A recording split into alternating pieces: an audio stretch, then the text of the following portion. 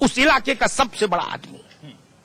मैं आज भी मानता हूं जीते चाहे हारे अजीत सिंह, लेकिन वो उस इलाके के सबसे बड़े आदमी है, सबसे बड़े नेता है। मैंने उस इलाके में जब जयंत निकले थे राजनीति की यात्रा शुरू करने, तो मैंने वहां के बूढ़े लोगों को जयंत की देह पर हाथ फेर के रोते देखा था। मैंने पूछा क्यों रो रहे हो ताऊ? बोले चरण सिंह की याद आ रही इस छोरे को देख के। अजीत सिंह को वहां बोरा डालकर बैठना चाहिए था खेत में और कहना चाहिए था मेरे ऊपर गोली चलाओ, मेरा इलाका जल रहा है, मैं यहां से नहीं जाऊंगा। कुर्सी को लात मारनी चाहिए थी। मिले नहीं खुल रही। केंद्र सरकार के पास भी, जो अभी मैं कह रहा था ना, ये अधिकार राज्य और केंद्र दोनों के पास है। 1971 के कानून के तहत केंद्र सरकार ने अधिग्रहित की क्या चीनी मिले, और केंद्र सरकार को अधिकार था हस्तक्षेप करने का। लेकिन तब चिंता क्या है, आप प्रपोजल लेके क्या जाते हैं कैबिनेट में? मिल मालिकों को राहत दो, वोट लो गन्ना किसानों से और राहत दो बजाज को, थापर को, रुइया को, जिंदल को, मित्तल को। बिल्कुल। ये आप ये बताइए कि क्या जो समाजवादी पार्टी के नेताओं ने कहा, क्या आप संतुष्ट हैं उस बात से? जरा हाथ खड़ा करके बताइए। आप बताइए, क्या भारतीय जनता पार्टी के नेताओं ने क्या उस बात से संतुष्ट हैं आप? आरएलडी के नेता कह रहे हैं चौहान साहब की लगातार वो आपके टच में है, क्या है? लेकिन सबसे बड़ा सवाल यही है कि तमाम बात कर रहे हैं। बड़ा सवाल कि आखिर तमाम पार्टियां किसानों के साथ ज्यादती करती हैं। जिस तरीके से अमिताभ जी ने कहा, जो जनता की रहनुमाई कर रहे हैं, कि चौधरी साहब किसानों के बड़े नेता हैं, लगातार वो बात कर रहे हैं। कुछ कह रहे थे आप, बताइए। मैं कह रहा था किसानों के रहनुमा ही चौधरी अजीत सिंह हैं। जब भी उनके हाथ में पावर आई, जब वो पहले खाद्य मंत्री बने, तो उन्होंने ही ये काम किया था कि 40 शुगर मिल इस उत्तर प्रदेश में लगवाए। 40 शुगर मिल किसानों के लिए ही तो लगवाए। तो इससे बड़ा काम और कौन से कर सकता है? बताओ किसने किया? और भी खाद्य मंत्री और रहे हैं, इनसे बड़ा कोई किसान का हमदर्द नहीं है। ये बताइए कि जो समाजवादी पार्टी आपके लिए फैसला करना चाह रही थी, जी आप बताइए चाचा, बताइए आप। ऐसा है जी, मैं बताऊं तुम्हें, जब 40 मील लगवा दिए तो मील चले क्यों नहीं? वो तो आज केंद्र में उड्डयन मंत्री हैं, पावरफुल तो आज भी हैं। किसान तो दुखी आत्महत्या कर रहा, फिर वो नेता किस बात के हैं? वो तो कुर्सी के नेता है। फिर इस बात के उड्डयन मंत्री कहा के हैं? वो किस बात के हैं? वो कुछ भी नहीं, हर कुर्सी का नेता है, कुछ भी नहीं है ये कोई। देखिए, हम किसी पार्टी की बात नहीं कर रहे हैं, हम सिर्फ ये बात कर रहे हैं कि दरअसल किसानों के लिए कौन नेता नहीं है। जी मैं कह रहा हूँ किसानों का कोई भी नहीं, किसान मरने लग रहा, जलने लग रहा। अजीत सिंह ये आज तक नहीं आया। मैं वहां का ही हूँ, मैं बात पता हूँ, कोई नहीं आया। चाहे कोई भाजपा वाले, बसपा वाले, कोई नहीं, ना समाजवादी वाले, सब किसान बिल्कुल। आज एक नौकर जो चपरासी है उसकी तो कोई है, और किसान के यहाँ झोपड़ी, कोई उसमें पतंगा लग जावे तो उसके पशु और डर जावे, और तो इन्हें शर्म आनी चाहिए। बिल्कुल। आप बताइए चाचा, आप बताइए। हमारा कहने का एक मतलब है, जब सरकार केंद्र की, प्रदेश की मान लिया मील लगवाए, चलो अच्छी बात है, लगे, लेकिन लगना और पटना, इस देश में वो काम हो रहा। बकरी तो उसमें पानी में और मछली जो है झाड़ी में। मतलब जब ये मील मालिक मील नहीं चला रहे, सरकार जैसे मतलब एक छुटभैया नेता खड़ा होगा, कहीं भी कह दे, कहला फलाने का कलम कर दो, 2.5 करोड़ रुपए इनाम। अरे जिस दिन वे किसान जाग जाएंगे, 5 तारीख में उत्तर प्रदेश का चक्का जाम है भारतीय किसानों ने। चलिए 5 तारीख को चक्का जाम है, ये हुक्का देख लीजिए। मैं अपने कैमरामैन से कहूंगा कि ये हुक्का दिखाए, और ये हुक्का सड़कों पर आपको नजर आने वाला होगा, जिसके चलते काफी दिन तक ये हुक्के के दम पर ये लोग वहां पर सड़कों पर रहते हैं। अमिताभ जी कुछ कह रहे हैं।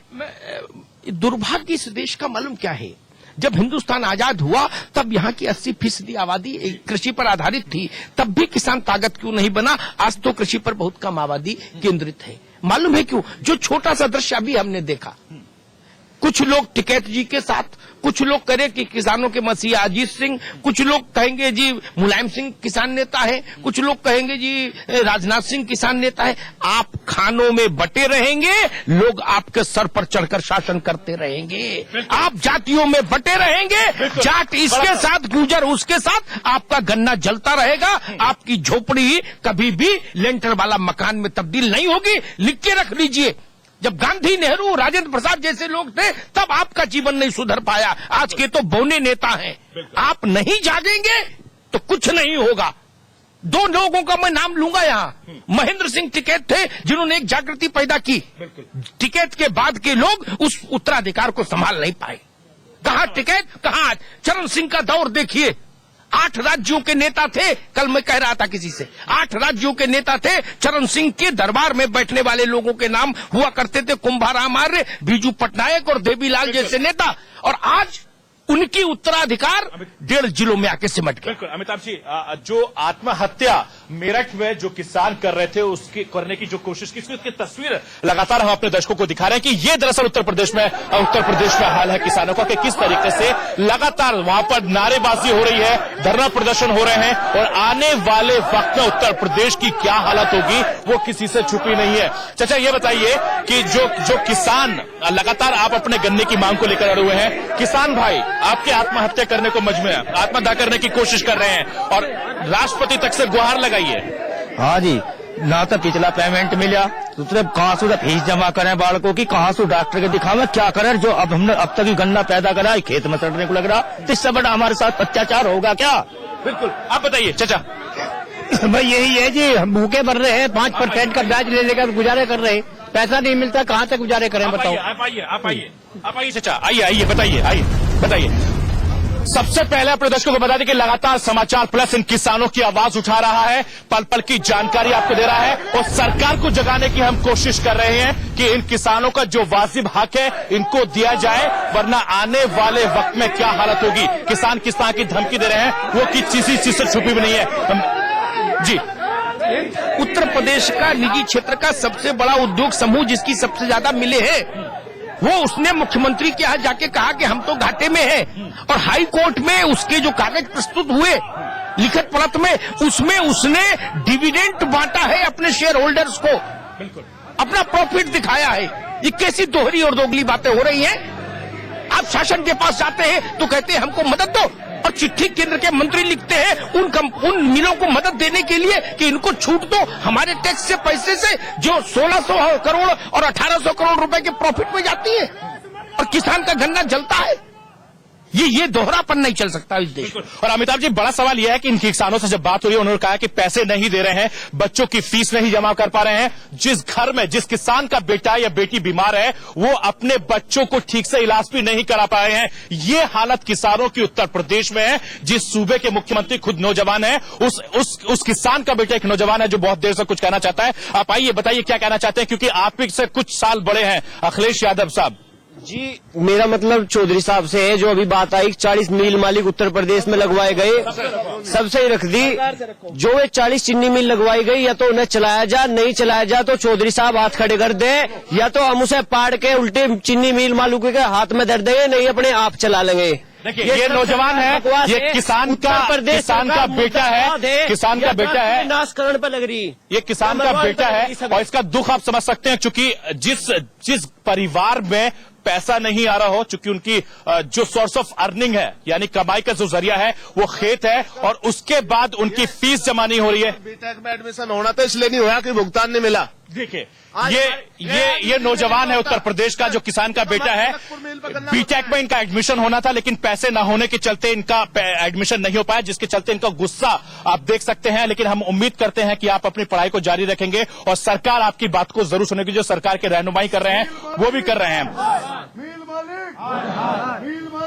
चाचा, बहुत देर से आप बैठे हुए हैं, लगातार सुन रहे हैं, जैसे आपसे मेरी पहले ही बात हो रही। खड़े हो जाइए आप ये बताइए कि जैसे इस बच्चे ने कहा कि साहब फीस जमा नहीं हो पा रही, आप प्रोग्राम शुरू होने से पहले भी कह रहे थे कि भाई हमारे बच्चों की फीस जमा नहीं हो पा रही है, डॉक्टर के पास नहीं जा पा रहे हैं, जो घर की जरूरत चीजें हैं वो भी नहीं मिल पा रही हैं। क्या लगता है कि सरकार आपके लिए कुछ कर पाएगी अब? हमने उम्मीद नहीं है जी।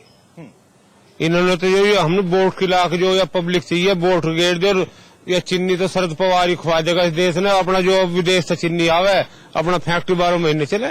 इन्होंने की जरूरत है इस गांडे की? इन्होंने वोट इन्होंने दे देंगे। इस किसी ने भारतीय जनता पार्टी ने देंगे तो समाजवादी देंगे, समाजवादी दे देंगे, कहीं तो देंगे ही। बिल्कुल। चाचा बताइए, आप बताइए ताऊ जी बताइए।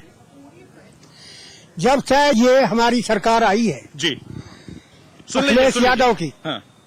जब से हमारे यहाँ में अत्याचार, हिंदू और मुसलमान भाइयों में जो एकता थी वो सब खत्म कर दी इनने, और सब दुखी कर दिए।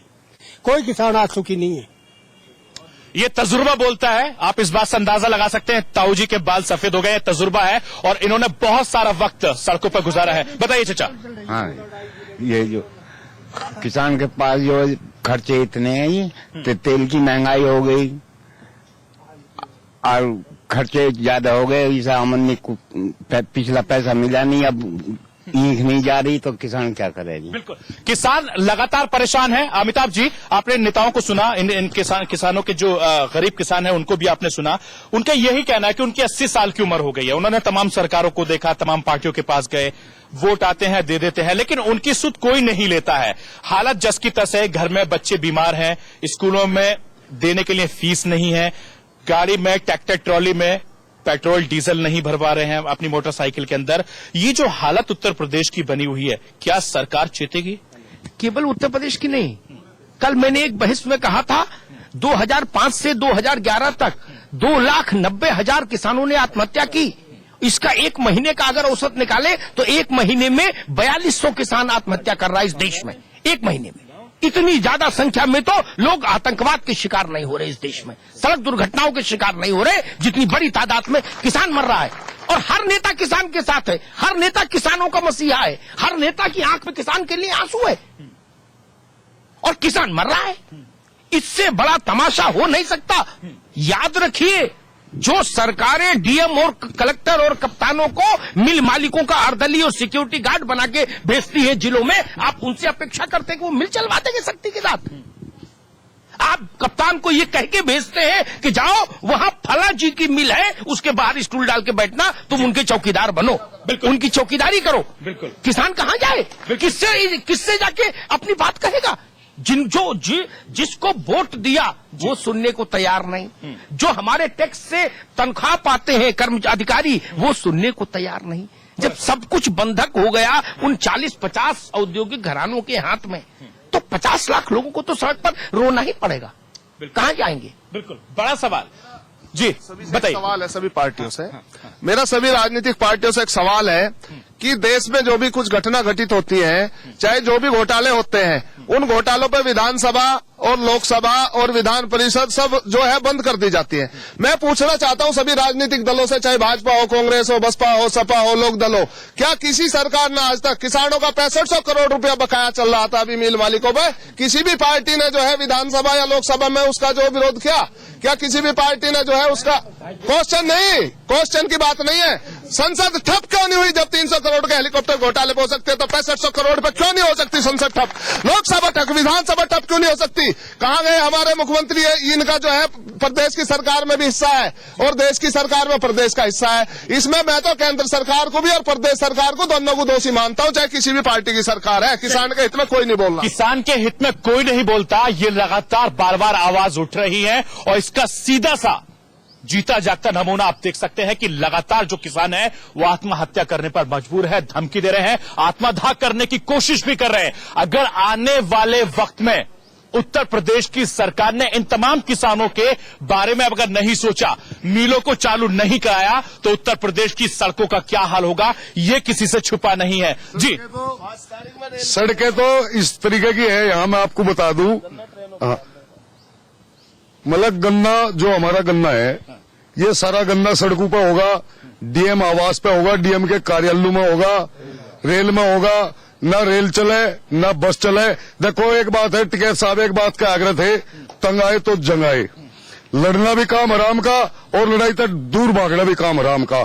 लड़ाई आर पार की होगी 5 तारीख में किसी भी कीमत पे। वो मतलब हमें मरू को क्या मारना, हम तो मर रहे, हम तो अब भूत है जिसका चिपटेंगे उसका इलाज करके मानेंगे किस तरीके से चिपटा जाए। मरता क्या न करता, अगर शायद उत्तर प्रदेश की सरकार के नुमाइंदे अगर इस प्रोग्राम को देख रहे हो तो कम से कम इन किसानों की बातों पर गौर से सुने, उनका क्या कहना है। आपके जो प्रशासनिक अधिकारी हैं उनके दफ्तर पर इन किसानों का गन्ना होगा, जो यहां पर हमारे दफ्तर में भी आया है। उसके अलावा इन किसानों का गन्ना राज्य की सड़कों पर भी होगा, इन किसानों का गन्ना ट्रेनों पर भी होगा, और उसके बाद तमाम हालात क्या होंगे वो किसी से छुपे नहीं है। और आने वाली 5 तारीख बहुत दूर नहीं है, महज 5 दिन बाकी हैं, और 5 दिन के बाद ये उत्तर प्रदेश में क्या हालात होगी किसी से छुपे नहीं है। राजीव त्यागी इस वक्त कांग्रेस के नेता हमारे साथ जुड़ गए। राजीव जी, बहुत बहुत स्वागत है आपका समाचार प्लस में। जी धन्यवाद। राजीव जी, इन किसानों का गुस्सा 7वें आसमान पर है। इनका कहना है कि चाहे कांग्रेस की सरकार हो या समाजवादी पार्टी की सरकार हो, दोनों ही सरकार इनके साथ धोखा कर रही है। क्योंकि केंद्र में आपकी सरकार है और उत्तर प्रदेश में समाजवादी पार्टी सरकार है। केंद्र में बैठी सरकार आखिर उत्तर प्रदेश सरकार को क्यों नहीं कहती कि भैया इन किसानों की दिक्कतों को दूर किया जाए? देखिए, मैं अपने आप को किसानों की समस्याओं से